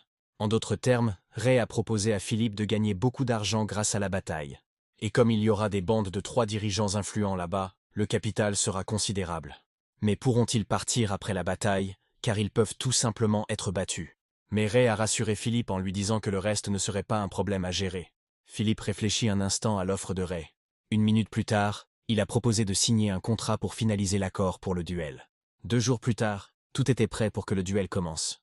Les gens ont commencé à se rassembler dans la cachette de Kedrick dans la décharge sud avant le début de la bataille. Kedrick et Ray étaient déjà à l'intérieur et prêts à commencer le combat. Kedrick et Ray se tenaient l'un en face de l'autre tandis que la foule discutait de l'issue de la bataille. Tout le monde ne pouvait pas croire que ce chasseur serait capable de vaincre Kedrick et de déplacer le chef. Tout le monde était pour Kedrick, car personne ne pouvait vaincre ce fou. Tout le monde pariait sur Kedrick, personne n'osait parier sur l'étranger. Il était difficile de gagner de l'argent quand tout le monde pariait sur Kedrick. Mais beaucoup étaient présents non pas pour l'argent, mais pour voir comment ce parvenu Kedrick allait être battu. Kedrick a remarqué que Ray était venu seul et lui a posé des questions sur leur accord. Mais il n'y avait pas lieu de s'inquiéter, les portes s'ouvrirent et Philippe entra dans la pièce en fauteuil roulant. Il ne pouvait pas marcher seul car Kedrick s'était cassé la jambe. Tout le monde commença à s'indigner de l'apparence de Philippe, mais ce type était l'invité de Kedrick. Philippe a été invité pour le spectacle final après la bataille. Avant que le combat ne commence, Philippe aimerait parier sur Ray. Il décida de miser tout son argent, 2 240 000 shillings, sur Ray. Tout le monde a été choqué par les actions de Philippe, mais personne n'a émis d'objection. Et l'excitation a commencé, et tout le monde, par cupidité, a commencé à parier davantage sur Kedrick afin de gagner le montant de la perte de Ray. La moitié de la demande de Philippe de miser son argent sur Ray était son initiative. Kedrick aimait ça et si Ray perdait, il rapporterait beaucoup d'argent à Kedrick. Le gong sonna et la bataille commença. Kedrick fut le premier à attaquer. Kedrick était rapide, mais ses mouvements et ses attaques étaient loin de ceux de Gumpry. Il ne sera pas difficile de vaincre Kedrick et de prendre sa bague. Les attaques de Kedrick ont été facilement repoussées par Ray et elles n'ont apporté aucun résultat. Kedrick a alors décidé de ne pas retenir son désir de tuer Ray et a décidé d'y aller à fond. La bataille continuait et personne autour ne pouvait les arrêter. Ray a également maintenu ses attaques et a essayé d'avoir la chance de frapper Kedrick. Le combat était égal, mais Ray n'avait même pas encore utilisé la magie, sinon tout le monde aurait été choqué. Il n'y avait aucune raison de se lancer dans une attaque frontale, et il fallait faire tomber Kedrick. En attaquant Kedrick, Ray a essayé de le faire tomber. Kedrick n'a pas cédé à Ray et a résisté aux tentatives de le renverser. Mais cela n'a pas aidé et Kedrick volait déjà tête baissée vers les barils en feu lancés par Ray. Avec un tel lancer, Kedrick s'est envolé dans les barils et les a écrasés avec son corps. Tout le monde a été choqué par la façon dont Ray a traité Kedrick. Tout le monde pensait qu'il était impossible de vaincre Kedrick, mais ici, un chasseur inconnu a gagné sans trop de difficultés. Kedrick commença à se lever petit à petit et était clairement en colère contre Ray. Apparemment, il a décidé d'utiliser la magie de l'anneau et d'attaquer Ray. Avec fureur et la puissance de l'anneau, Kedrick s'est lancé à l'attaque contre Ray pour l'achever. Les coups étaient plus lourds et plus forts, mais Ray réussit à les parer. Il fallait penser à quelque chose, sinon il ne finirait jamais ce combat.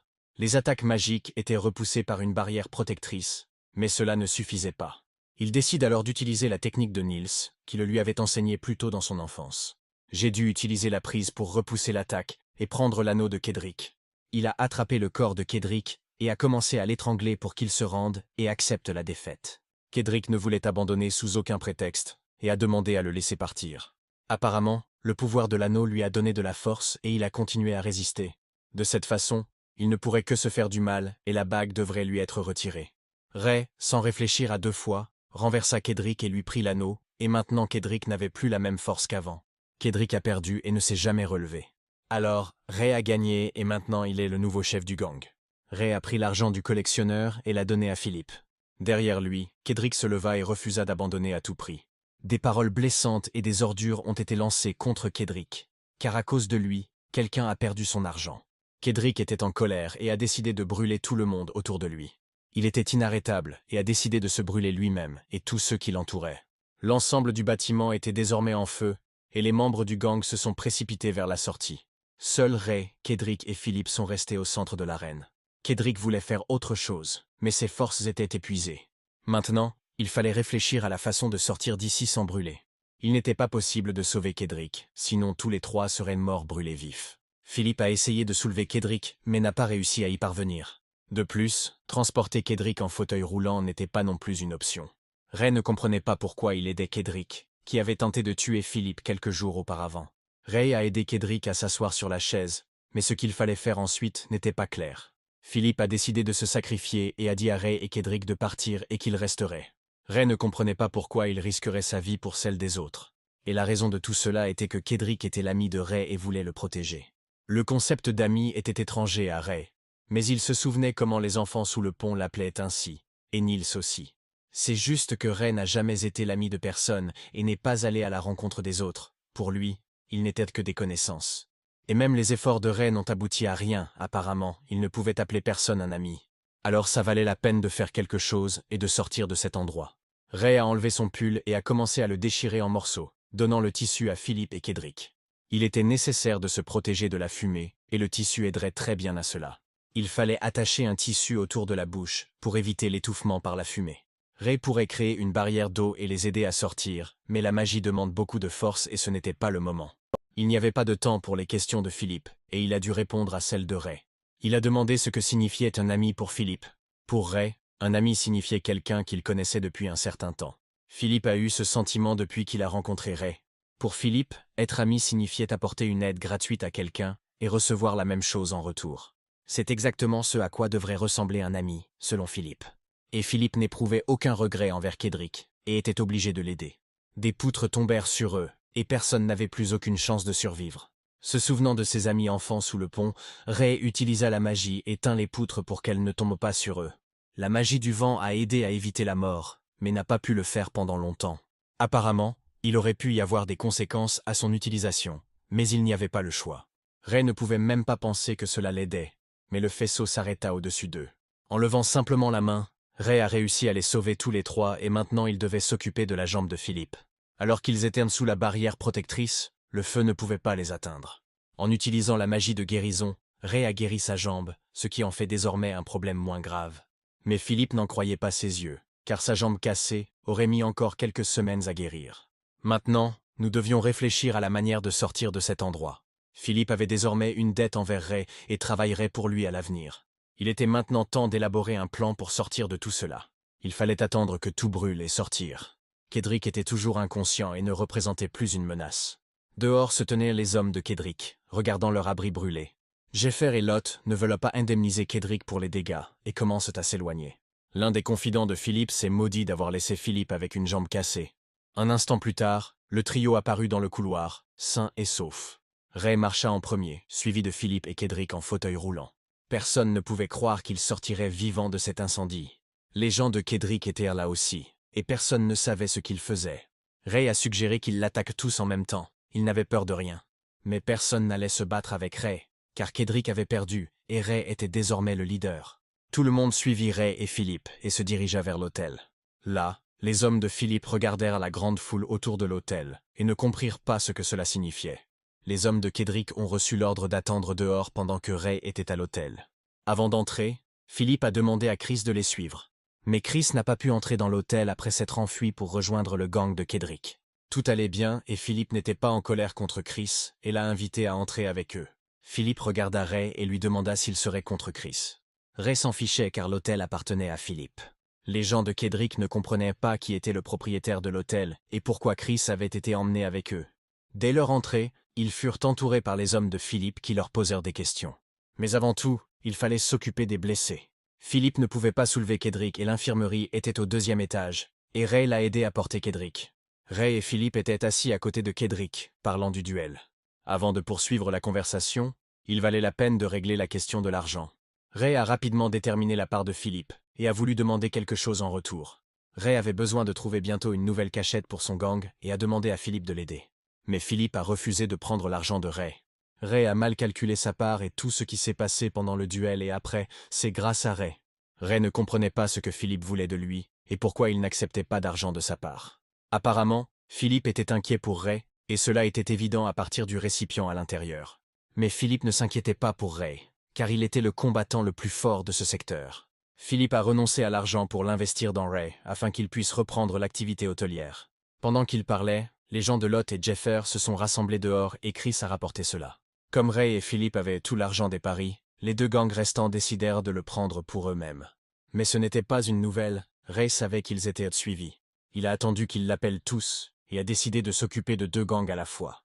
Une fois que Philippe a décidé d'investir de l'argent dans Ray, le moment est venu de recevoir les premiers dividendes. 2 gangs menés par des chefs les attendèrent dans la rue. Lodson et Jeffer se moquaient de Ray et Philippe.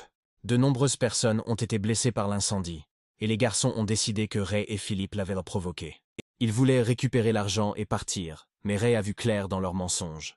Ray leur a lancé 3 pièces et a dit que c'était leur paiement pour le duel. Jeffer fut en colère et décida de donner une leçon à Ray. S'ils voulèrent de l'argent, alors, selon les règles de la rue, ils devaient le prendre par la force.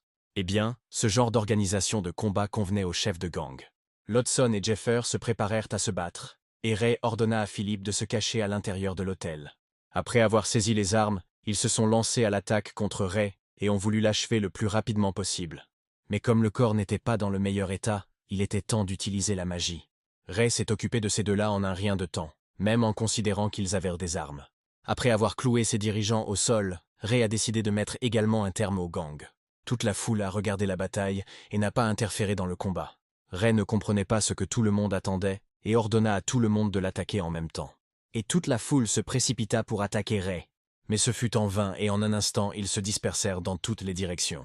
Ray a repoussé les attaques de gauche à droite de toute la foule.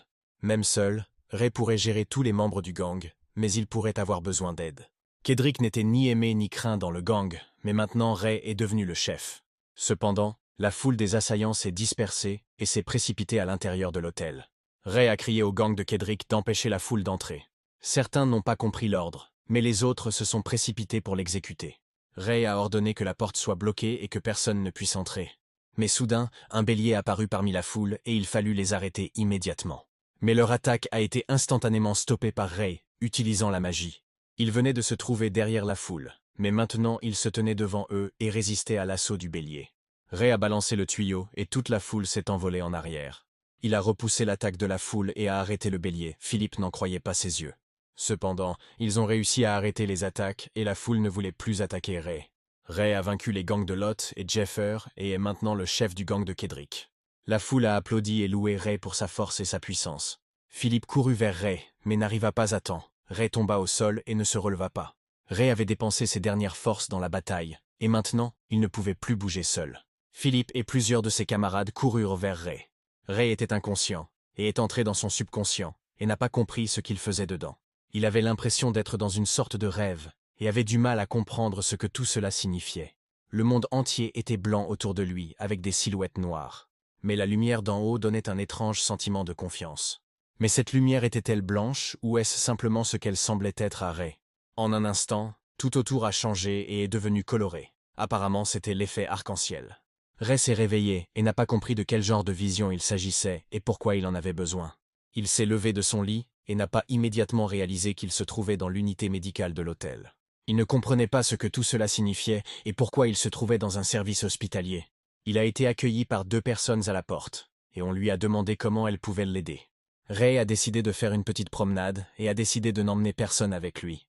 En sortant de la pièce, Ray vit comment Philippe avait réparti les responsabilités entre le gang de Kedrick et maintenant tout le monde était occupé.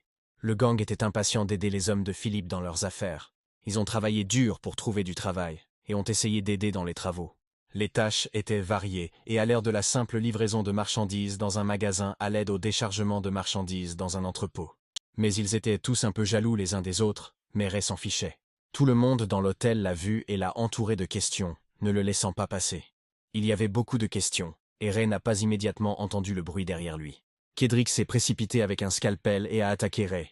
Ray se tenait devant Kedrick et ne s'attendait pas à une attaque de sa part. Tout le monde voulait se précipiter à la défense de Ray, mais il les a arrêtés et a réglé le problème lui-même. Kedrick se précipita sur Ray, mais se figea à un pas de lui et ne put bouger. Il n'y avait pas de mana rouge dans son vaisseau et il ne voulait tuer personne. Kedrick ne pouvait rien faire, comme si son corps ne lui obéissait pas. La raison de tout était Ray, et il a soumis le corps de Kedrick à lui-même, et maintenant Kedrick n'était plus un danger. Il voulait tuer Ray avec un scalpel, mais il s'est avéré qu'il ne pouvait rien faire de plus. Ray a fait tomber le scalpel des mains de Kedrick, et il n'y avait plus de danger pour quiconque présent. Il a seulement ordonné à Kedrick de s'arrêter et de suivre Ray. Il y avait quelque chose qui devait être discuté. Kedrick voulait se suicider en premier, pas Ray. Kedrick a perdu le duel et maintenant tout le monde le considérera comme un faible, et il ne tolérera pas cela. De plus, après une perte aussi honteuse, tout le monde va se moquer de lui maintenant. Philippe a essayé de calmer Kedrick, mais il s'y est opposé. À l'intérieur de Kedrick, le mana disparaissait rapidement, et Ray se souvint que Véronica parlait de la pierre de charge. Kedrick s'est maudit de ne pas avoir brûlé à ce moment-là, mais Philippe l'a rassuré et a qualifié cet acte d'amical. Comment Philippe a-t-il pu l'appeler un ami après qu'il ait battu ses gars et qu'il ait presque tué Philippe lui-même? Il y avait des raisons à cela, et Philippe ne lui en voulait pas. Kedrick n'était pas en colère et faisait seulement semblant de l'être. Philippe a ensuite demandé à Kedrick pourquoi il avait fait ça. Après tout, Kedrick a grandi sans remarquer Philippe à proximité, mais néanmoins, Philippe l'appelait son ami. Kedrick fondit en larmes et demanda à Philippe de lui pardonner sa colère. Kedrick était en colère parce que Philippe et ses gars lui rappelaient à son passé lorsqu'il était un faible. Kedrick a travaillé dans de nombreux hôtels de gang, mais a été battu et volé de son argent. Il voulait les combattre et s'entraînait jusqu'à l'épuisement chaque jour. Et chaque fois que je pensais qu'il y avait une chance de me venger, je me trompais profondément sur mon problème.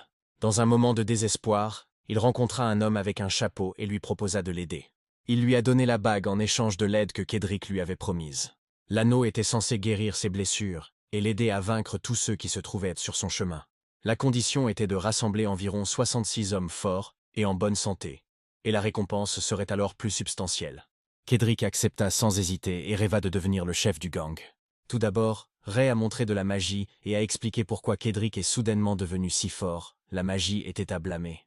Et c'est cette magie qui a trompé Kedrick, et ne l'a aidé en aucune façon. J'avais juste besoin de devenir plus fort d'une manière différente. Ray a décidé d'aider Kedrick dans sa formation et de le nommer comme son adjoint. Avant de partir, il enseignera ses techniques à Kedrick, puis quittera le secteur. Philippe était reconnaissant envers Ray d'avoir aidé Kedrick. Vous pouvez gagner un combat avec un adversaire par la force, mais ce n'est pas la seule méthode correcte. Il est possible de gagner par la force, mais l'ennemi pourrait alors nourrir une rancune et frapper à un autre moment opportun. Philippe a suggéré d'utiliser non seulement le bâton mais aussi la carotte pour gérer les gens. Une fois dehors, Ray a annoncé à la foule que pour l'instant tout le monde resterait à l'hôtel, mais qu'il ne permettrait pas que les locaux soient offensés. De plus, Kedrick a été désigné comme bras droit, et ses paroles étaient les paroles de Ray. De plus, l'argent des paris a été restitué à tous ceux qui ont placé des paris. Il avait assez d'argent provenant d'autres gangs, et cet argent reviendra aux membres du gang. Mais Philippe a également dit que Lot et Jeffer devaient être traités. Ils ont été ligotés et présentés à Ray, dévêtus jusqu'à leurs sous-vêtements. Jeffer n'a rien compris aux questions de Ray, et en a pris plein la gueule. La question portait sur la librairie de Véronica et sur ce qu'ils en savaient. Lodson s'est montré plus conciliant et a révélé qu'ils avaient été obligés de le faire. Lui et Jeffer ont dû tout faire pour s'assurer que le propriétaire déménage le plus rapidement possible. Il a été embauché par le propriétaire du magasin de Fred et chargé d'éliminer les concurrents de cette manière. Ray a battu ses 2 chefs devant les 3 gangs et l'organisation de Philippe, afin que tout le monde comprenne à qui ils avaient affaire. Une fois les coups terminés, il leur a ordonné de traiter le magasin de Fred de la même manière qu'il voulait traiter le magasin de Veronica. Et s'ils continuent à embêter le magasin ou les gens de Ray, la prochaine fois, il les tuera. Le soir, tout le monde a célébré la victoire de Ray sur les gangs et a mangé à sa faim. Mais Ray n'était pas parmi eux, apparemment, il ne supportait pas les entreprises bruyantes. Ray était assis dans la rue et pensait à l'avenir. Ray pensait à la façon dont les paroles de Philippe l'avaient blessé, à qui il pouvait considérer comme un ami et à qui il ne pouvait pas. Apparemment, il ne pouvait considérer comme ami que les enfants qui lui étaient chers. Même Niels était comme un grand frère pour lui, et dans sa situation actuelle, il ne pouvait appeler personne son ami. Il était désolé pour la perte de ses enfants et de Niels. Il était peu probable qu'il rencontre de telles personnes à l'avenir. Ses pensées furent interrompues par Philippe, qui lui apporta du chocolat chaud. Ray mangeait beaucoup de sucreries, et Philippe pensait que Ray avait la dent sucrée. Mais Ray mangeait des sucreries pour se ressourcer, et n'était pas un amateur de sucreries. Ray a pris le cacao, et Philippe s'est assis à côté de lui pour discuter. Seul le cacao pouvait aider Ray à oublier ses pensées pendant un instant.